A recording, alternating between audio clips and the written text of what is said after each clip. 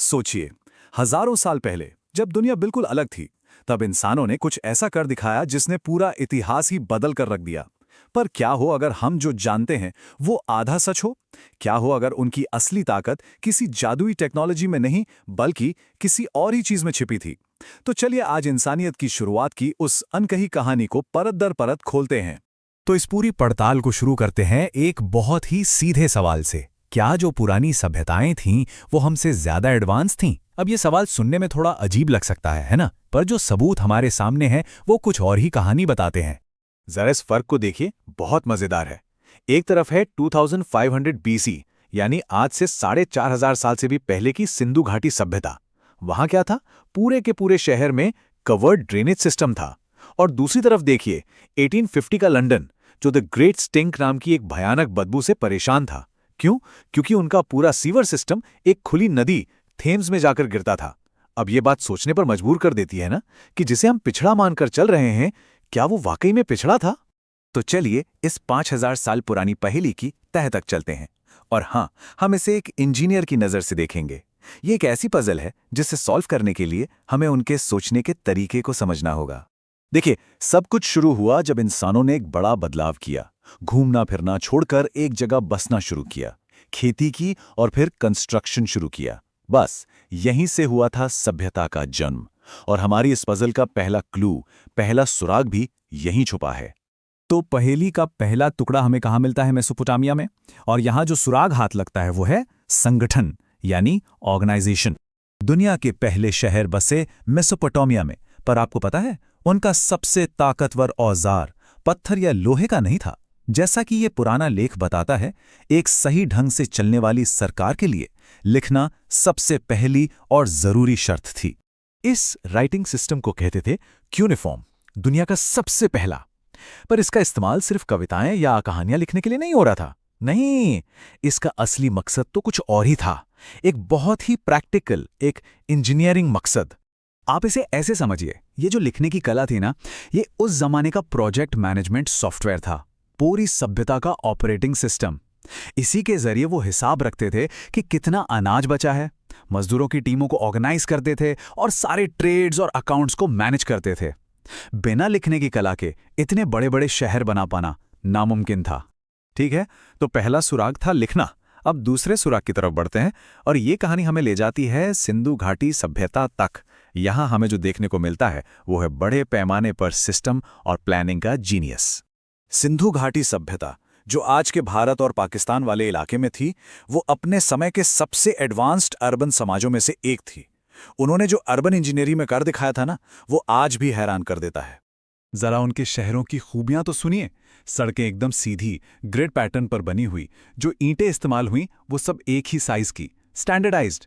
पूरे शहर में ढकी हुई नालियों का जाल बिछा था और हर एक घर उस मेन ड्रेन से जुड़ा था। और तो और सभी लोगों के लिए पब्लिक कुएं थे। ये सिर्फ बिल्डिंग बनाना नहीं था, ये तो पब्लिक हेल्थ और सिस्टम्स थिंकिंग पर आधारित एक कमाल की इंजीनियरिंग थी। और ये सब कोई तुक्का नहीं था। उनकी प्लानिंग बताती है कि कोई ना कोई एक सेंट्रलाइज्ड अथॉरिटी थी जिसका पूरा फोकस किस पर था? हाइजीन पर, एफिशिएंसी पर और पब्लिक इंफ्रास्ट्रक्चर में बराबरी पर। सच कहें तो ये बड़े पैमाने पर अर्बन प्लानिंग का एक मास्टर क्लास था।